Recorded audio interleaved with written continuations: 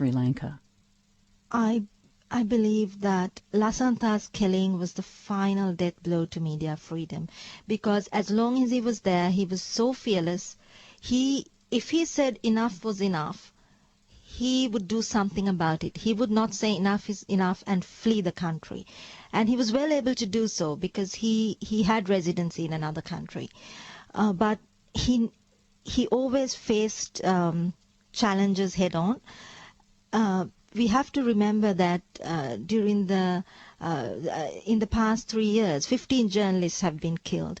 11 have been arrested without substantial charge. 27 have been attacked. And after Lasantha's death, 11 senior journalists have fled the country. And this alone shows what the state of free media in Sri Lanka is. There is such a fear psychosis. Any dissenting voice is labelled as a terrorist or a traitor by the state media and defence ministry websites. The defence secretary himself, that is The President president's Rajapaksa's brother, Gotabaya Rajapaksa, himself said that any dissent during wartime will be treated as treason. So what do you expect? And it's not solely Sri Lankan journalists. Chris Morris, the BBC correspondent, left Sri Lanka last week after that defense minister had done an interview with him and accused him of being a Tamil Tiger supporter. So even international journalists are being accused by this government. International journalists, diplomats, NGOs, across the board there has been accusations. And as I said, even Lasantha's murder, hours after the murder, the president says it's an international conspiracy. You chose to go into exile. Was that an inevitable decision? Was it a difficult decision? It was inevitable at the time. It was. There was no other course of action that I could take. I knew that Lasantha and I have always spoken on behalf of the civilians. We have always had a distaste for this war and the way it was being conducted. And our articles across the board have reflected this. And that was our life work. And it will continue to be mine. And I will dedicate my future to the cause of getting justice for Lasantha and for those other journalists, for fighting for the space for dissident voices. And it is something that I cannot, it's impossible to do in an atmosphere that is as poisonous and as and with such a culture of impunity present in our country right now. So tell us more about what's going on. The Sri Lankan government has been waging a war against the Tamil Tigers in the northeast of the country. There are no journalists allowed in that region. What are your sources telling you about what is going on there?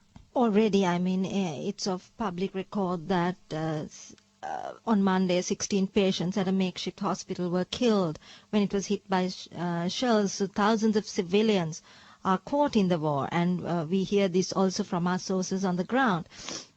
As they escape the fighting, many have no water for days. I'm hearing that also.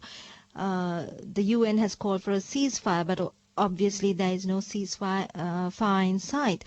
Earlier, a hospital of more than 300 injured Tamils was bombed, resulting in the deaths of about 50 Tamil civilians.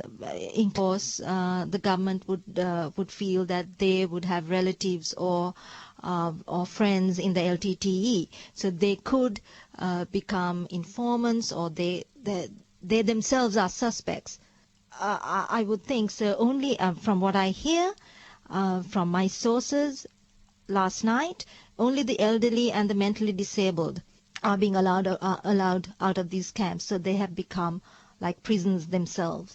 The government has also put forward a plan for the internationally displaced persons to be moved to model villages in Bavunia and Mana, and thus they are being uprooted from their villages where they have grown up, or villages of their birth, and they are to be relocated. And what is that about? Are they going to repopulate the areas that they left with others? Well, what I hear is that they are to be kept in these villages for about 2 or 3 years. It is not clear how the government will fund this massive relocation project.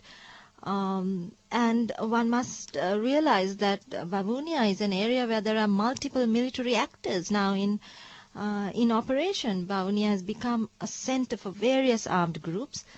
Multiple armed groups allied to the state are also based in Vavuniya. So the presence of these armed groups has made civilian life all the more difficult and insecure. Human cost of this victory is so staggering. I think the country has wounded a section of our population to such a degree that and those scars are eternal. Remember that the Tamils have suffered terribly successive Sinhala-dominated governments. For the media, fighting for space, for dissident voices, as I said before, and having lost Lasantha, it is all I can do. It is all I'm compelled to do. Thank you for speaking with me today. Thank you. Sonali Samarasinghe Wickrematunge is a prominent Sri Lankan journalist. She is now in hiding in exile. Well, that's all we have for this podcast. You can listen